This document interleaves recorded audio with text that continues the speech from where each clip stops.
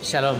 A la nostra Perashà se'ns expliquen els implements del Kohen Gadol i un dels que més destaca, un dels que més ens crida l'atenció, és el tzitz.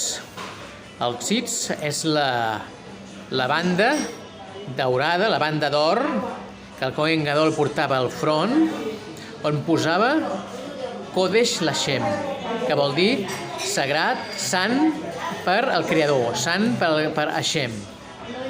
Aleshores, és útil i és interessant extreure lliçons de cadascuna de les peces de roba del Kohen Gadol, i en particular d'aquesta peça que us estic comentant ara, el tzitz.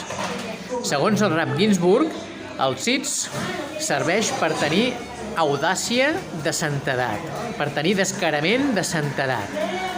Ens hem de preguntar, descarament davant de què? Doncs el descarament principal que un jueu ha de tenir és davant dels pensaments destructius, de les paraules destructives i de les accions destructives. Mantenir-se amb fermesa obrant el bé. No només obrant el bé, sinó parlant paraules de bé i pensant pensaments positius.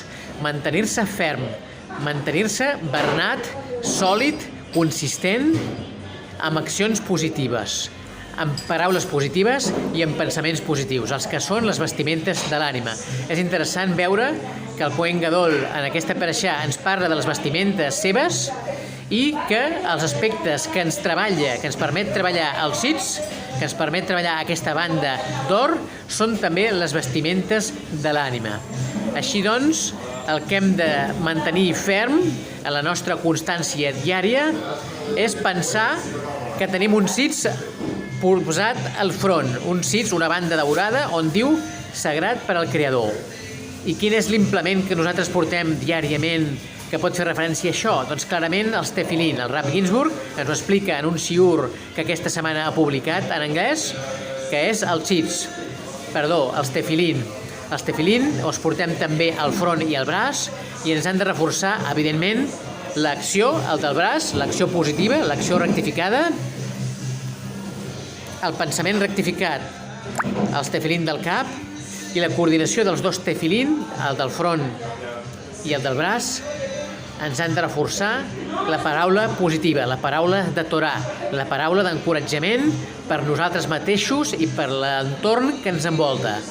Així doncs, un dia com avui, que som divendres, estem al Yom Shishi, el dia previ, la vigília del Shabbat. La paraula de reforç principal que podem dir, sens dubte, és desitjar-nos un Shabbat Shalom. Així doncs, que tinguem tots un Shabbat Shalom.